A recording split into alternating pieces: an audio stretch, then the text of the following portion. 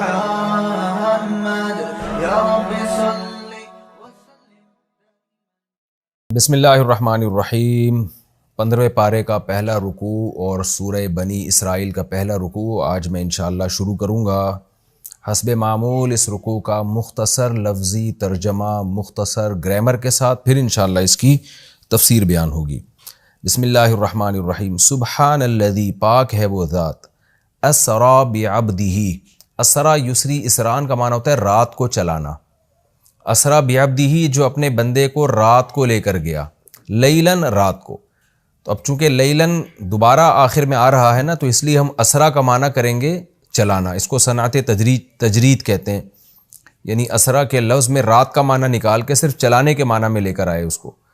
اس کی تفصیل میں بیان کر چکا ہوں، تو بس آپ اتنا بھی ترجمہ کر لیں، اسرا بعبدہ لیلن، جو اپنے بندے کو لے گیا رات کے وقت میں۔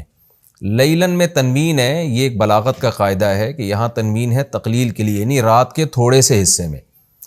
پاک ہے وہ ذات جو اپنے بندے کو لے گیا رات کے تھوڑے سے حصے میں، من المسجد الحرام، مسجد حرام سے، الی المسجد الاقصی، مسجد اقصی کی طرف۔ مسجد اقصی کو اقصی اس لیے کہتے ہیں، اقصی کہتے ہیں دور کو، کنارے کو، تو حرم سے کافی دور تھی وہ مسجد اقصی، تو اس لیے اس کو عرب اقصی سے تعبیر کیا کرتے تھے۔ الذی، وہ مسجد اقصی، الذی بارکنا، جس میں ہم نے برکت دی ہے، حولہ، جس کے ارد گرد۔ مسجد اقصی کے ارد گرد شام کا علاقہ ہے نا، تو ہم نے اس کے ارد گرد برکتیں رکھی ہیں۔ لینوریہ، ارا یری اراءتن، کئی بار یہ لفظ آ چکا ہے، دکھانا۔ ہم کیوں لے کر گئے؟ لینوریہ، تاکہ ہم دکھائیں اس بندے کو، من آیاتنا، اپنی نشانیوں میں سے نشانیاں۔ انہ، بے شک وہ اللہ، هو السمیع، وہ سننے والا ہے، البصیر، اور دیکھنے والا ہے۔ وَآتَيْنَا مُوسَىٰ الْكِتَابَ، اور ہم نے دی موسیٰ کو کتاب۔ وَجَعَلْنَاهُ هُدًى، اور اب بنایا ہم نے اس کتاب کو ہدایت، لِبَنِي اسرائیل، بنی اسرائیل کے لیے۔ اللہ تتخذوا من دونی وکیلا، اللہ اصل میں تھا ان لا، یعنی اس کتاب کا مضمون یہ تھا، اس میں لکھا ہوا یہ تھا کہ لا تتخذوا من دونی، نہ ٹھہراؤ میرے علاوہ وکیلا، کسی کو دوست، کسی کو میرے علاوہ دوست نہ ٹھہراؤ، کارساز نہ ٹھہراؤ، بگڑی بنانے والا نہ ٹھہراؤ۔ ذریۃ من حملنا، ذریۃ سے پہلے یا کا لفظ محذوف ہے، یا ذریہ، اے اولاد، من حملنا، ان لوگوں کی اولاد جن کو ہم نے اٹھایا، مع نوح، نوح کے ساتھ۔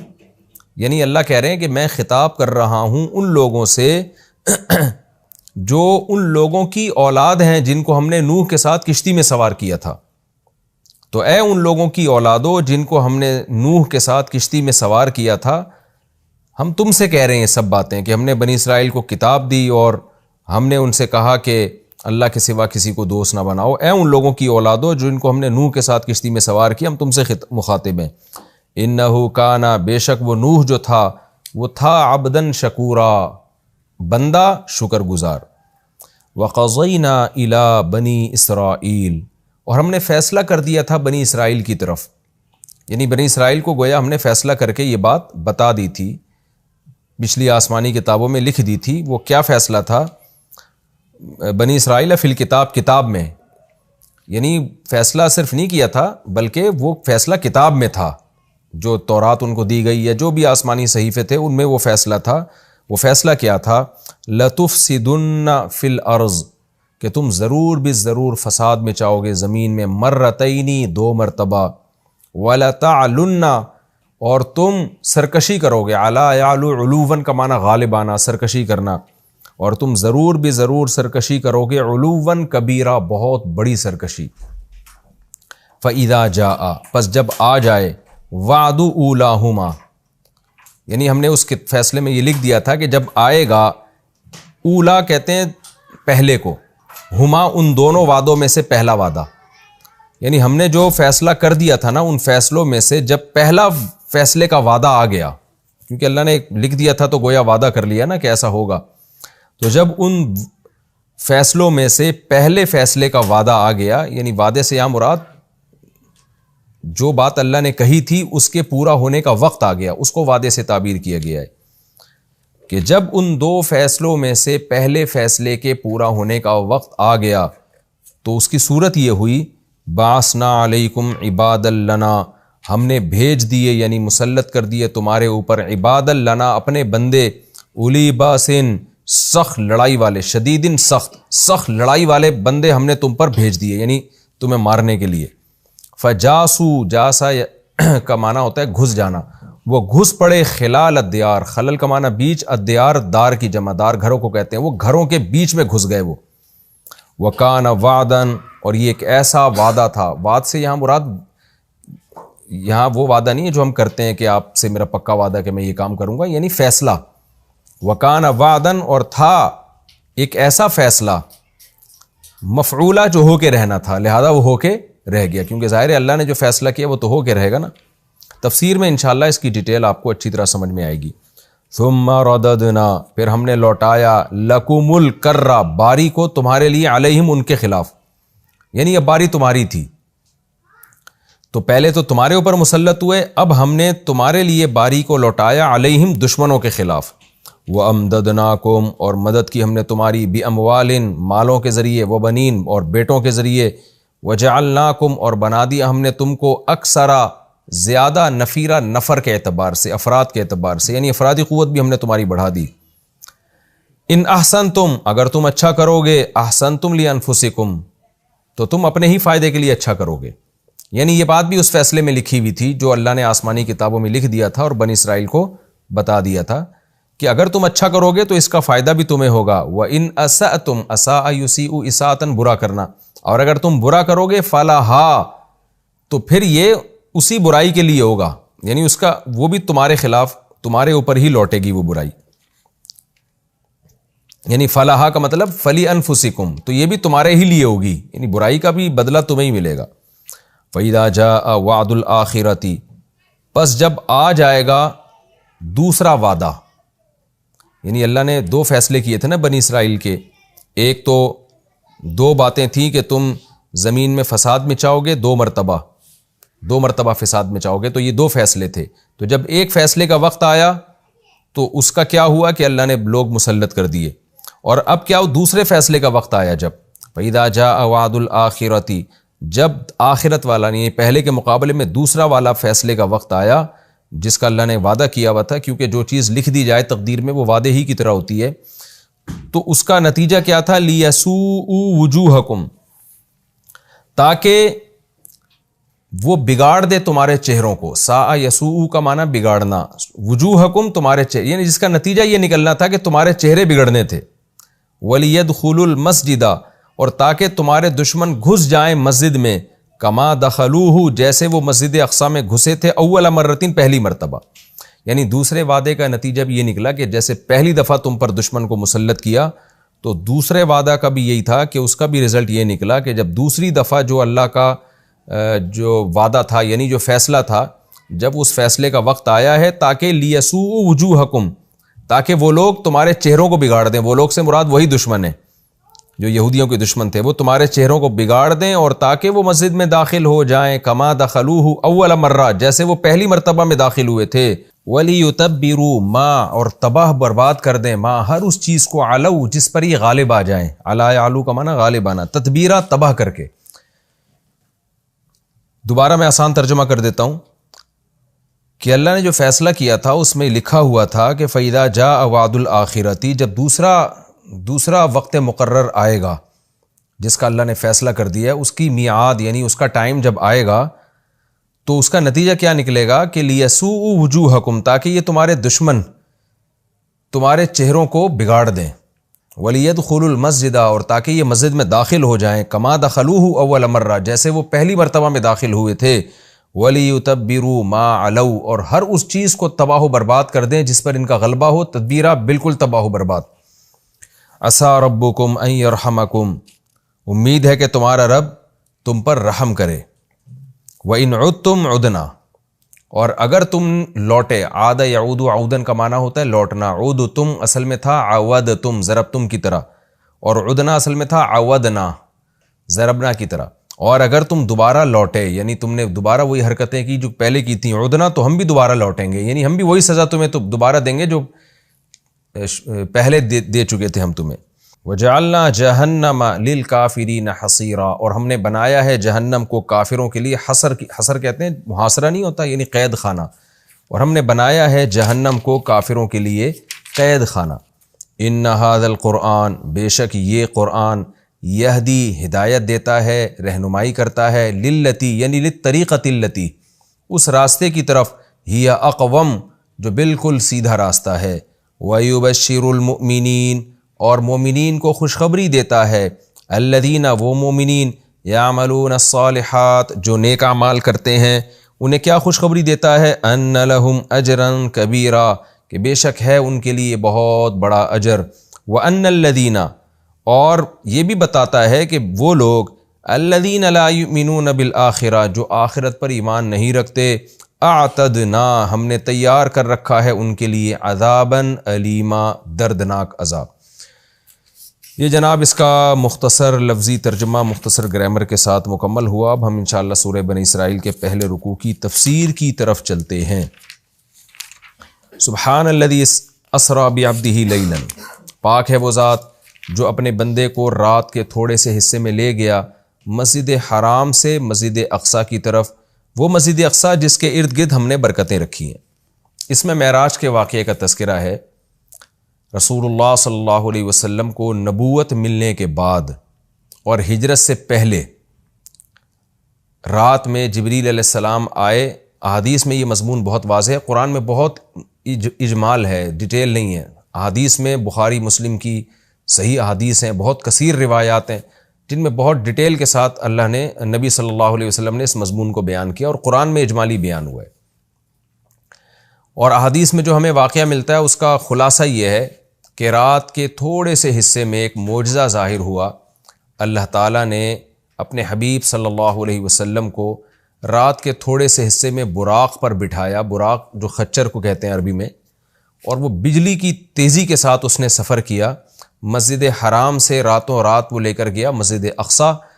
پھر احادیث میں آتا ہے کہ قرآن میں تو اتنا ہی ہے کہ مسجد حرام سے مسجد اقصیٰ لے کر گیا تاکہ ہم اپنی بڑی بڑی نشانیاں دکھائیں۔ اس میں اشارہ ہے کہ اور بھی پھر اللہ تعالیٰ نے آپ کو نشانیاں دکھائیں، جس کی تفصیل حدیث میں ہے کہ اللہ تعالیٰ آسمانوں پہ لے کر گیا آپ کو۔ تو براق پر آپ صلی اللہ علیہ وسلم انتہائی تیز رفتاری کے ساتھ، بجلی کی رفتار کے ساتھ آپ صلی اللہ علیہ وسلم کو مسجد حرام سے مسجد اقصیٰ لے جایا گیا۔ اور مسجد اقصیٰ میں احادیث میں آتا ہے کہ سارے پیغمبروں کا اجتماع ہوا، آپ صلی اللہ علیہ وسلم نے تمام پیغمبروں کو نماز پڑھائی۔ پھر اس کے بعد وہاں سے آپ کو آسمانوں کا سفر کرایا گیا۔ پھر ہر پیغمبر کو کہ اپنے اپنے آسمانوں پہ ٹھکانے ہیں، وہاں بھی اللہ تعالیٰ نے رسول اللہ صلی اللہ علیہ وسلم کی ملاقات کروائی۔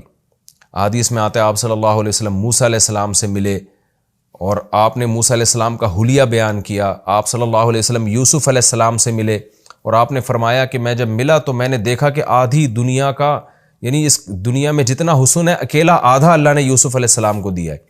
ابراہیم علیہ السلام سے ملاقات ہوئی، پھر سدرۃ المنتہا تک آپ کو لے جایا گیا، جیسے کہ سورہ نجم میں ہے وَلَقَدْ رَآهُ مَرَّةً أُخْرَىٰ کہ اللہ نے ہمارے نبی صلی اللہ علیہ وسلم نے، محمد صلی اللہ علیہ وسلم نے جبریل کو بھی دیکھا ہے۔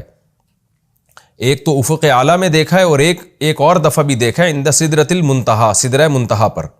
سدرہ عربی میں بیری کے درخت کو کہتے ہیں، منتہا کا معنی کنارہ، یعنی بالکل گویا کہ کائنات کے آخری کنارے پر ایک بیری کا درخت ہے۔ اس کی کیفیت کیا ہے، اسی طرح کا ہے، کچھ اور ہے، وہ اللہ ہی بہتر جانتا ہے۔ ظاہر ہے یہ والی کیفیت تو نہیں ہے اس کی، حدیث میں دوسری کیفیت اس کی منقول ہے، تو وہ اللہ ہی کو اس کا علم ہے کہ وہ کس طرح کا درخت ہے۔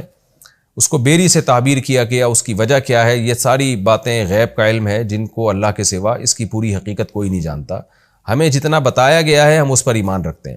تو حدیث میں آتا ہے کہ سدرۃ المنتہا ہے جہاں اس کے بعد اس سے آگے کوئی نہیں جا سکتا۔ تو اللہ کے نبی صلی اللہ علیہ وسلم کو وہاں لے جایا گیا، اور وہاں بھی آپ نے جبریل علیہ السلام کو دیکھا۔ تو اس کا تذکرہ بنی اسرائیل میں نہیں ہے بلکہ سورہ نجم میں ہے۔ تو وہ زیادہ مفسرین اسی طرف گئے ہیں کہ معراج ہی کی رات یہ واقعہ ہوا ہے۔ تو اس میں بھی اشارہ ہے کہ اللہ کے نبی صلی اللہ علیہ وسلم کو 7ویں آسمان تک لے جایا گیا۔ تو یہ سارا واقعہ ہوا اور رات کے تھوڑے سے حصے میں، اور پھر اللہ تعالیٰ رسول اللہ صلی اللہ علیہ وسلم کو دوبارہ واپس لے آئے، اور آپ صلی اللہ علیہ وسلم نے پھر جب مشرکین میں دعویٰ کیا کہ مجھے راتوں رات اس کائنات کی سیر کرائی گئی ہے، میں نے مسجد اقصیٰ دیکھی، تو مشرکین نے مذاق اڑانا شروع کر دیا. مشہور واقعہ ابو جہل حضرت ابو بکر کے پاس آیا اور کہنے لگا کہ تمہارے ساتھی محمد صلی اللہ علیہ وسلم کا تمہیں پتہ ہے کہ انہوں نے کیا دعویٰ کیا ہے؟ ابو جہل کا خیال تھا کہ جب میں یہ واقعہ حضرت ابو بکر کو بتاؤں گا تو ابو بکر معاذ اللہ انکار کر بیٹھیں گے اور بولیں گے واقعی بھئی یہ تو محمد صلی اللہ علیہ وسلم نے معاذ اللہ جھوٹ کہا ہے اور آپ اللہ کے نبی نہیں ہیں. تو ابو جہل خوشی خوشی گیا اور کہا کہ تمہارے ساتھی نے کیا کہا ہے؟ تو حضرت ابو بکر نے فرمایا کہ کیا واقعی محمد صلی اللہ علیہ وسلم نے یہ دعویٰ کیا ہے؟ ابو جہل خوش ہو کے کہنے لگا ہاں بالکل دعویٰ کیا ہے. تو حضرت ابو بکر نے کہا کہ پھر بالکل صحیح کہا ہوگا، پھر واقعی ایسا ہوا ہوگا ان کے ساتھ، کیونکہ محمد صلی اللہ علیہ وسلم جھوٹ نہیں بولتے. تو جب آپ نے یہ دعویٰ کیا کہ ایسا میرے ساتھ ہوا ہے تو مشرکین مذاق اڑانے لگے اور پھر آپ صلی اللہ علیہ وسلم سے بیت المقدس کے بارے میں پوچھنے لگے کہ اچھا آپ اس کا نقشہ بتائیں کیسا ہے، راستے میں جو ہے کون کون سے قافلے ہیں جو جا رہے ہیں. حالانکہ دیکھیں جب کوئی اتنی تیز رفتاری سے سفر کرتا ہے تو وہ راستوں کے قافلوں کا نہیں بتا سکتا کہ راستے میں کس کس سے ملاقات ہوئی. اور ایک دفعہ کسی عمارت کی جب زیارت ہوتی ہے تو پورا نقشہ بھی ذہن میں نہیں رہتا. تو حدیث میں آتا ہے کہ جب مشرکین نے نبی صلی اللہ علیہ وسلم سے یہ باتیں پوچھی ہیں نا تو اللہ تعالیٰ نے پوری مسجد اقصیٰ آپ صلی اللہ علیہ وسلم کے سامنے رکھ دی، یعنی آپ کی نظروں کے سامنے رکھ دی اور ان قافلوں کا بھی بتا دیا. تو نبی صلی اللہ علیہ وسلم ایک ایک کی خبر دیتے رہے اور جب وہ قافلے واپس لوٹے ہیں تو جیسے جیسے نبی نے بتایا تھا اسی طرح انہوں نے خبر دی مشرکین کو. اور مشرکین حیران ہو گئے کہ نبی صلی اللہ علیہ وسلم نے کیسے وہ پورا نقشہ بتا دیا، حالانکہ آپ صلی اللہ علیہ وسلم کبھی مسجد اقصیٰ گئے نہیں ہیں، لیکن عرب کے سفر ہوتے تھے تو وہ وہی اسی طرح بیان کیا جس طرح سے مسجد اقصیٰ تھی. تو یہ ایک معجزہ اللہ نے ظاہر کرنا تھا.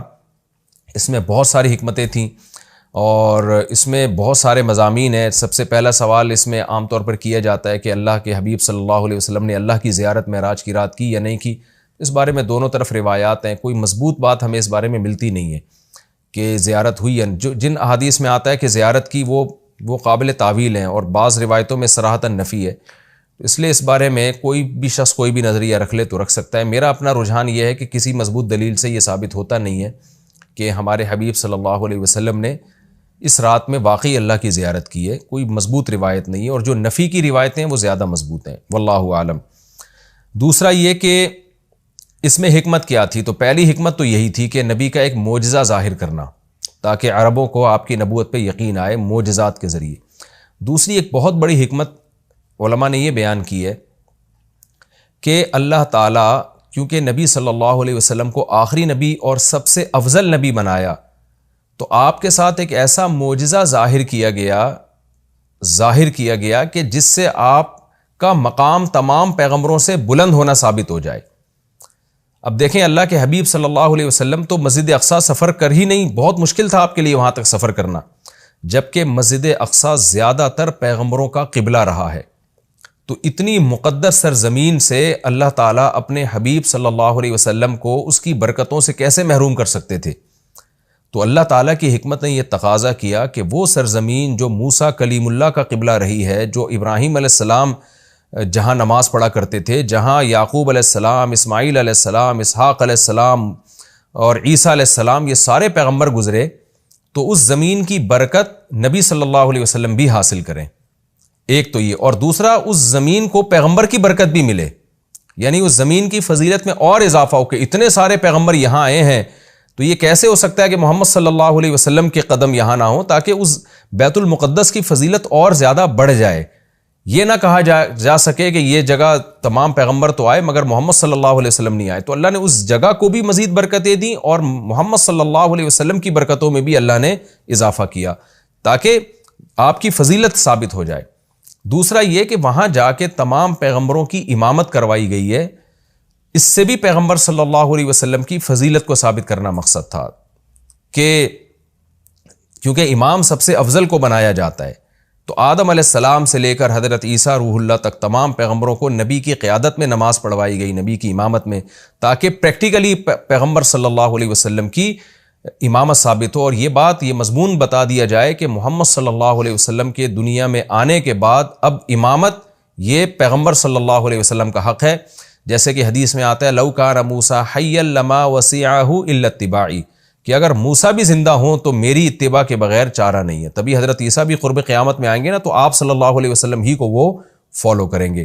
تو اس کا ایک عملی نمونہ پیش کرنا تھا کہ لوگ اب نبی جب دنیا میں آ گئے ہیں محمد صلی اللہ علیہ وسلم تو تمام شریعتیں منسوخ، اب آپ صلی اللہ علیہ وسلم ہی کو سب نے فالو کرنا ہے. تو یہ ساری حکمتیں تھیں جس کے لیے معراج کا واقعہ وجود میں لایا گیا. الذی بارکنا حولہ، تو اس آیت سے تو یہ پتہ چلتا ہے نا کہ اللہ تعالیٰ اپنے حبیب صلی اللہ علیہ وسلم کو مسجد اقصیٰ تک لے کر گئے، اور حکمت کیا تھی وہ میں نے بتا دیا آپ کو. لیکن اس کے کچھ فقہی احکام بھی ہیں، ان کا سمجھنا بھی ضروری ہے. قرآن کی جو نص ہے نا بالکل واضح آیت، اس میں تو اللہ تعالیٰ نے مسجد حرام سے مسجد اقصیٰ تک کے سفر کا تذکرہ کیا ہے، اور صاف طور پر اللہ کیا کہتے ہیں، اسریٰ بعبدہ، وہ ذات جو اپنے بندے کو لے کر گئی. یہ بات خوب اچھی طرح سمجھ لیں کہ بعض حضرات اس بات کے شروع میں قائل رہے ہیں، بہت تھوڑی سی جماعت ہے، کہ معراج جو ہے یہ خواب میں ہوئی ہے. لیکن پھر امت کا اس پر اجماع ہو گیا دلائل کی روح سے کہ معراج خواب میں نہیں ہے بلکہ جسمانی ہے. لہذا پوری امت کا تمام فقہا محدثین کا اس پر اجماع ہوا کہ یہ خواب میں نہیں ہوا بلکہ یہ جسمانی، یعنی آپ کو جسد اطہر کے ساتھ لے جایا گیا ہے. اور اس کی دلیل قرآن کی آیت ہے کہ سبحان الذی اسریٰ. ایک تو سبحان اللہ عربی میں تعجب کے موقع پہ کہا جاتا ہے، تو تعجب ظاہر ہے جب ہی ہوگا نا جب جاگتی حالت میں ہو. اگر خواب کی حالت میں ہے تو پھر تو یہ تعجب کی بات نہیں، خواب میں تو کچھ بھی آ سکتا ہے انسان کو. دوسرا یہ کہ اللہ نے یہاں یہ فرمایا بعبدہ، اپنے بندے کو لے کر گیا. تو عبد کا جو اطلاق ہے نا بندے کا، وہ صرف روح پر نہیں ہوتا، وہ جسم اور روح دونوں پر ہوتا ہے. جب ہم کہتے ہیں میں فلاں کو فلاں جگہ لے کر گیا، تو اس سے یہی سمجھ میں آتا ہے کہ اس کو جسم کے ساتھ لے کر گیا میں. تو اس لیے قرآن میں یہ بھی اشارہ ملتا ہے کہ معراج جو ہے وہ جسم کے ساتھ ہوئی ہے. تو جو حضرات کہتے ہیں نا کہ روح کے ساتھ ہوئی ہے یعنی خواب میں ہوا ہے، وہ استدلال کرتے ہیں سورہ بنی اسرائیل کی ایک آیت میں جو آگے آئے گی انشاءاللہ، جس میں آتا ہے وَمَا جَعَلْنَا الرُّؤْيَا الَّتِي أَرَيْنَاكَ إِلَّا فِتْنَةً لِلنَّاسِ وَالشَّجَرَةَ الْمَلْعُونَةَ فِي الْقُرْآنِ. یہ سورہ بنی اسرائیل میں اسی صورت میں آگے آیت آ رہی ہے، میں اس کا نمبر بھی آپ کو بتا دیتا ہوں. یہ آیت نمبر 60 ہے اسی سورہ بنی اسرائیل کی. وَمَا جَعَلْنَا الرُّؤْيَا الَّتِي أَرَيْنَاكَ. رؤیا جو ہے نا قرآن میں خواب پر بھی اس کا اطلاق کیا گیا ہے، جیسے کہ سورہ یوسف میں آتا ہے کہ لا تقصص رؤیاک علی اخوتک. رؤیا، اے میرے بیٹے اے یوسف تو اپنے خواب لوگوں کے اپنے بھائیوں کے سامنے بیان نہ کرنا. تو رؤیا کا اطلاق چونکہ خواب پر بھی ہوتا ہے، لہذا بعض لوگوں نے یہ کہا کہ قرآن کہہ رہا ہے وما جعلنا الرؤیا التي اریناک، اے نبی جو رؤیا ہم نے آپ کو دکھایا وہ ہم نے لوگوں کی آزمائش کے لیے دکھایا ہے. تو اس سے بعض لوگوں نے استدلال کیا ہے اس زمانے کے اسکالرز نے کہ دیکھیں قرآن تو رؤیا کہہ رہا ہے، رؤیا تو خواب کو کہتے ہیں، تو اس سے پتہ چلتا ہے کہ جو معراج تھا، معراج کا واقعہ ہوا ہے یہ خواب میں ہوا ہے، یہ جاگتی حالت میں نہیں ہوا. لیکن خوب سمجھ لیں عربی میں جو رؤیا کا لفظ ہے یہ منظر کے معنی میں استعمال ہوتا ہے. منظر، سین جسے انگلش میں کہتے ہیں سین، رؤیا کا رؤیت سے نکلا ہے دیکھنا، وہ چیز جو دیکھی جائے. تو خواب بھی چونکہ ایک سین ہوتا ہے، منظر ہوتا ہے، اس لیے اس کو رؤیا کہا جاتا ہے. یہ مطلب نہیں ہے کہ ہمیشہ رؤیا کا اطلاق خواب پر ہی ہوگا. اور اس کی دلیل اسی آیت میں موجود ہے. قرآن کیا کہہ رہا ہے، ہم نے جو آپ کو منظر دکھایا وہ اس لیے دکھایا تاکہ لوگوں کی آزمائش کا ذریعہ بنے. آزمائش جب ہی ہوگی نا جب کچھ اس کو مانیں گے، جب کچھ انکار کریں گے. اگر یہ خواب ہوتا تو پھر آزمائش تھوڑی ہوتی، پھر تو مشرکین بھی کہہ لیتے بھائی خواب تو کچھ بھی آ سکتا ہے.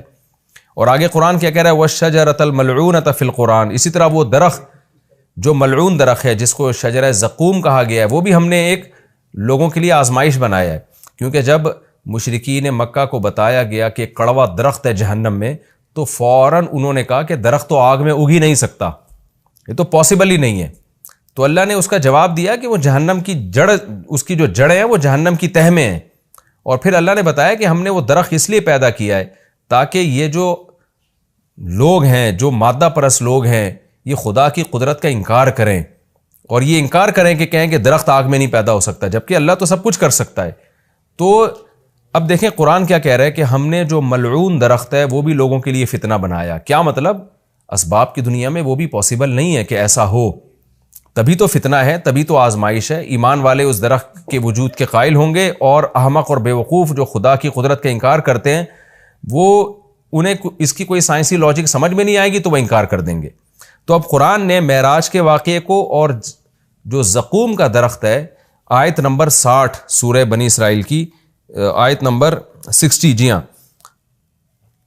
اس صورت میں ایک ہی مقام پہ بیان کیا ہے. تو کیا مطلب دونوں کا وقوع اس کی کوئی لاجک بنتی نہیں ہے, دونوں سیم ہیں. یعنی معراج کا واقعہ اور جہنم میں درخت کا پیدا ہونا یہ دونوں عقل سے بالاتر چیزیں ہیں.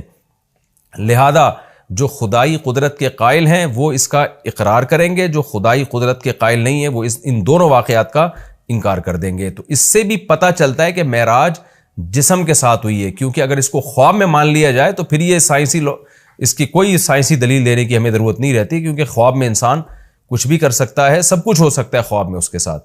تو یہ واضح قرائن ہے اس بات کے کہ خواب یہ جو معراج ہوئی ہے رسول اللہ صلی اللہ علیہ وسلم کو, یہ جسد اطہر کے ساتھ ہوئی ہے. یہ صرف روح کو آسمان میں نہیں لے جایا گیا اور صرف جو ہے خواب میں یہ کام نہیں ہوا, بلکہ جسد اطہر کے ساتھ یہ کام ہوا ہے.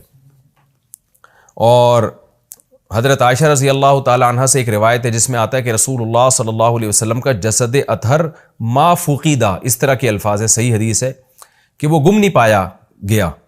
تو بعض لوگوں نے اس سے استدلال کیا کہ امی عائشہ کو یہ دعویٰ کر رہی ہیں کہ نبی صلی اللہ علیہ وسلم کا جسد وہ گم نہیں پایا گیا, لہذا جسد وہیں تھا اور روح کو معراج ہوئی ہے.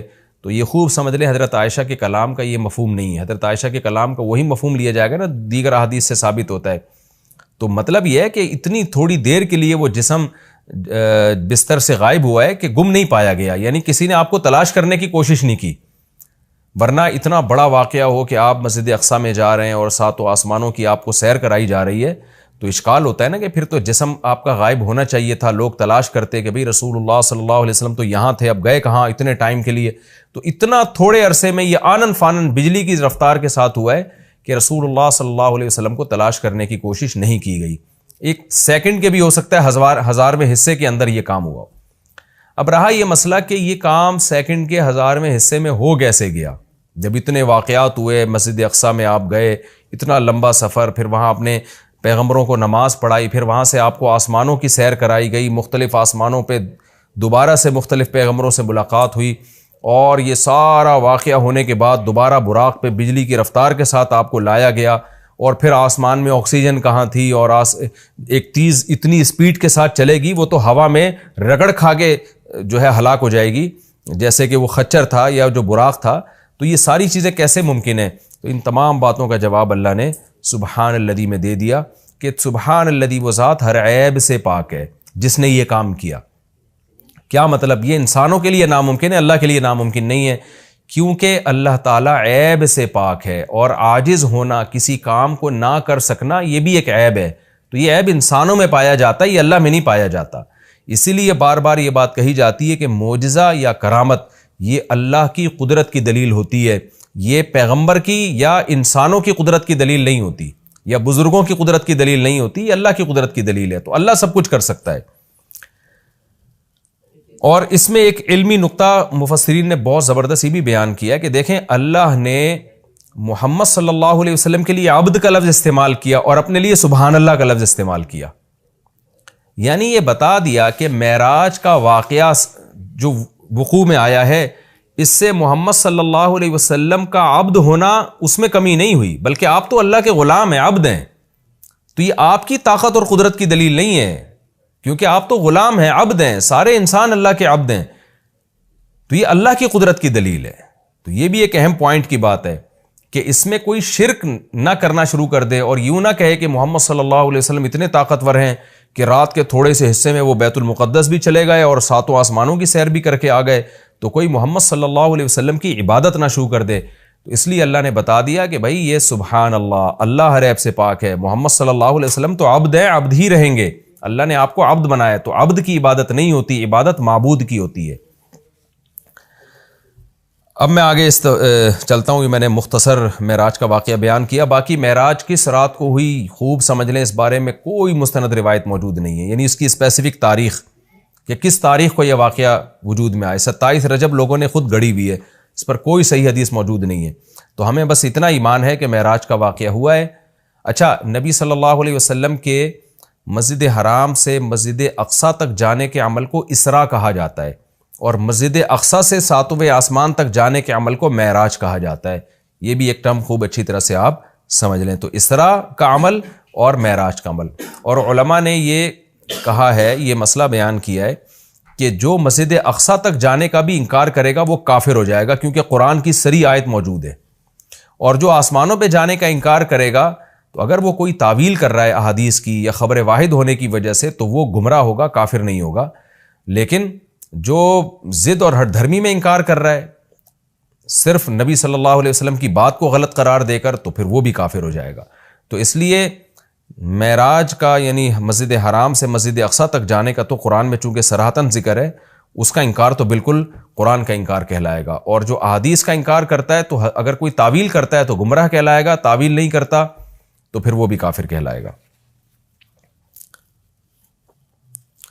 آگے اللہ فرماتے ہیں الذی بارکنا حولہ، اس مسجد اقصیٰ جس کے ارد گرد ہم نے برکتیں رکھی ہیں۔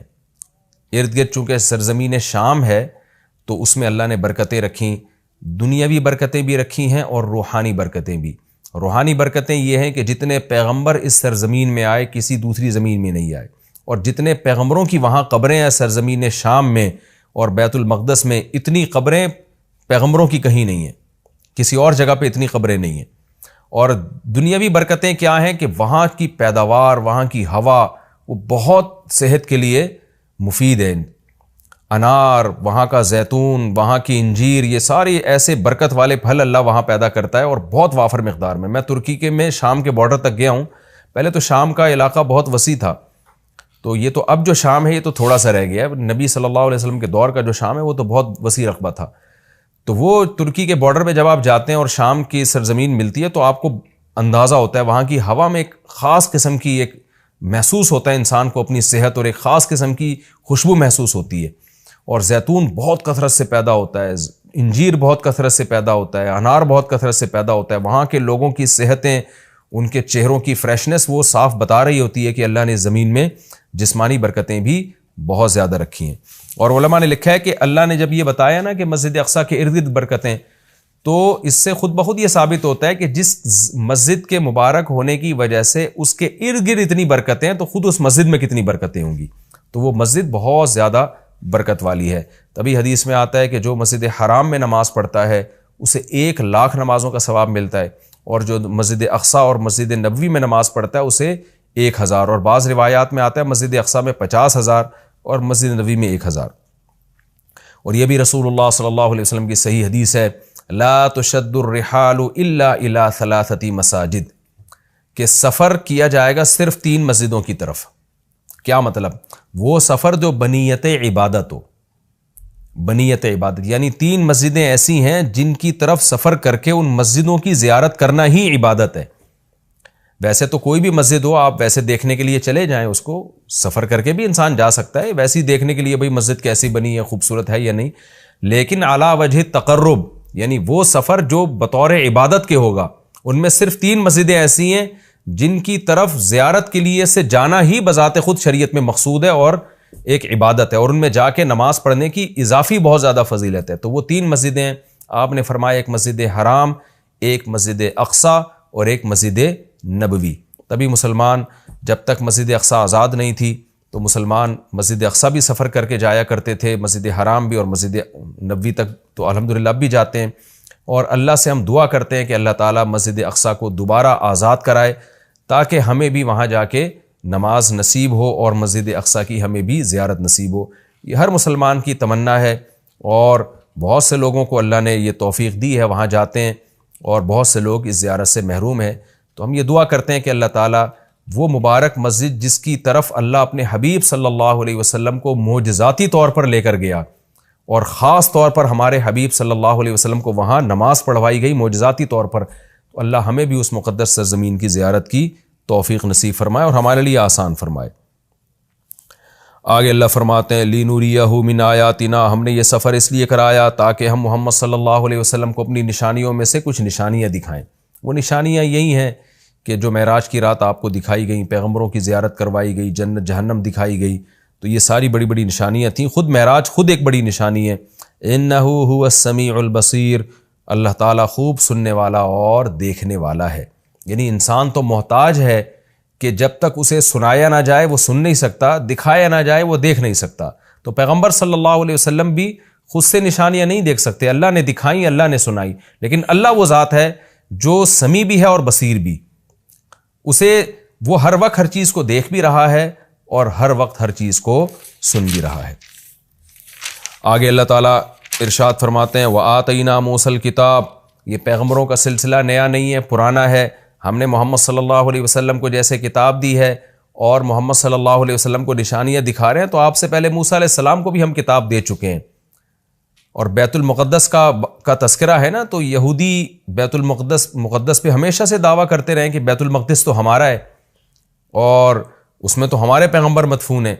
تو اس کا بھی اللہ جواب دے رہے ہیں کہ ہم نے اہل یہودیوں کو کتاب دی تھی، مگر انہوں نے کتاب کا حشر کیا. تو آگے پورے رکوع میں اسی کی تفصیل ہے کہ کس طرح انہوں نے خدا کی نافرمانی کی ہے، جس کے نتیجے میں اللہ نے ان سے یہ خلافت چھینی ہے اور بیت المقدس ان سے چھینا گیا ہے. تو اسی کا تذکرہ ہے وَآتَيْنَا مُوسَى الْكِتاب. ہم نے موسیٰ کو کتاب دی، وَجَعَلْنَاهُ هُدًى، اور ہم نے ہدایت بنایا تھا اس کتاب کو، لِبَنِي اسرائیل، بنی اسرائیل کے لیے، اللہ تتخذوا من دونی وکیلا، اور ان سے کہا تھا میرے سوا کسی کو کارساز نہ بنانا، اللہ ہی سے دوستی لگانا، اللہ ہی کو اپنا وکیل یعنی کارساز سمجھنا کہ اللہ ہی تمہارے کام بنائے گا بگاڑے گا، لہذا اللہ ہی سے بنا کے رکھنا ہے. وکیل کہتے ہیں جو آپ کے کام بنانے والا ہوتا ہے. تو جب اللہ پہ اعتماد اور توکل کرو گے، اللہ ہی کو کارساز سمجھو گے، تو پھر ظاہر ہے اس کی اطاعت بھی کرو گے نا. مگر یہودیوں نے ایسا نہیں کیا. آگے اللہ خطاب کرتے ہیں ذریۃ من حملنا مع نوح، اے وہ لوگو جن کو ہم نے نوح کے ساتھ سوار کیا تھا، اے ان کی ذریت. یعنی اللہ تعالیٰ ہم سب سے، پوری انسانیت سے خطاب کر رہے ہیں کہ تم وہ لوگ ہو جن کو ہم نے نوح کے ساتھ کشتی میں سوار کیا تھا، ان کی اولادیں ہو تم. نوح علیہ السلام کے ساتھ کشتی میں بہت سے لوگ سوار ہوئے تھے، ان میں نوح علیہ السلام کے 3 بیٹے بھی تھے، حام، سام اور یافس، جن کا نام بیان کیا جاتا ہے. تو باقی ساری نسل انسانیت کی انہی 3 بیٹوں سے چلی ہے. تو وہ چونکہ کشتی میں نوح علیہ السلام کے ساتھ سوار تھے، اس لیے اللہ نے کہا کہ تم اے انسانوں، تم ان کی نسلیں ہو جن کو نوح علیہ السلام کے ساتھ ہم نے کشتی میں سوار کیا تھا، جو ان کے 3 بیٹے تھے. تو گویا اللہ کا بہت بڑا احسان ہے کہ تمہارے جو باپ دادے تھے نا، نوح علیہ السلام اور ان کے 3 بیٹے، وہ تو شکر گزار بندے تھے، جن کے شکر گزاری کی وجہ سے پوری انسانیت کو تباہ کر کے ہم نے چند لوگوں کو کشتی میں سوار کیا تھا. آگے تم انہی کی نسلیں ہو. اگر وہ شکر گزار نہ ہوتے تو تمہیں بھی زندگی اور حیات نہ ملتی. اس لیے آگے فرمایا انہ کان عبدا شکورا، نوح تو اللہ کے شکر گزار بندے تھے، تو تم انہی کی اولاد ہو جن کو ہم نے کشتی میں سوار کیا. تو گویا کشتی میں سوار کرنے والوں پر بھی ہم نے احسان کیا اور تم پر بھی ہم نے احسان کیا، کیونکہ اگر ان کو ہم کشتی میں سوار نہ کرتے اور طوفان میں غرق کر دیتے تو تم بھی پیدا نہ ہوتے. تو اللہ تعالیٰ ہمیں ترغیب دے رہے ہیں کہ تمہارے باپ شکر گزار تھے، جن کی وجہ سے ان کو اور ان کے بیٹوں کو میں نے کشتی میں سوار کر کے بچایا، تو انہی کی وجہ سے میں نے تمہیں بھی بچایا. تو اے ان لوگوں کی ذریت، اے ان لوگوں کی نسلوں جن کو میں نے نوح کے ساتھ کشتی میں سوار کیا تھا، نوح شکر گزار آدمی تھے. تو کیا مطلب؟ تم بھی میری ان آیات کو غور سے سنو اور تم بھی شکر گزار بنو. تو آگے نیا مضمون شروع ہو رہا ہے وَقَضَيْنَا إِلَىٰ بَنِي إِسْرَائِيلَ فِي الْكِتَابِ لَتُفْسِدُنَّ فِي الْأَرْضِ مَرَّتَيْنِ. اس نیا مضمون ہے کہ ہم نے بنی اسرائیل کو بتا دیا تھا کہ تم زمین میں فساد مچاؤ گے، تم ناشکری کرو گے، جس کی وجہ سے تم پر اللہ کے عذاب آئیں گے. تو بنی اسرائیل نے ان باتوں پر عمل نہیں کیا جس کی وجہ سے ان پر قوم مسلط ہو کر ان کو عذاب چکاتی رہی ہیں. کیونکہ ایک نیا مضمون ہے تو انشاءاللہ میں اگلے ایپیسوڈ میں اس کو شروع کروں گا، اس کی کچھ ڈیٹیل میں انشاءاللہ آپ کے سامنے بیان کروں گا. ابھی ہمارا وقت ختم ہونے والا ہے، اس میں میں اس مضمون کو کمپلیٹ نہیں کر سکتا 1.5-2 منٹ میں، تو اس کو ہم انشاءاللہ اگلے ایپیسوڈ کے لیے رکھتے ہیں. تو اگلے ایپیسوڈ میں انشاءاللہ میں سورہ بنی اسرائیل کا پہلا رکوع اور 15ویں پارے کا بھی پہلا رکوع وَقَضَيْنَا إِلَىٰ بَنِي إِسْرَائِيلَ فِي الْكِتَابِ، اس آیت سے انشاءاللہ میں اس کی تفسیر شروع کروں گا. اللہ تعالی ہمیں سمجھنے کی، عمل کی توفیق عطا فرمائے. وما علینا الا البلاغ.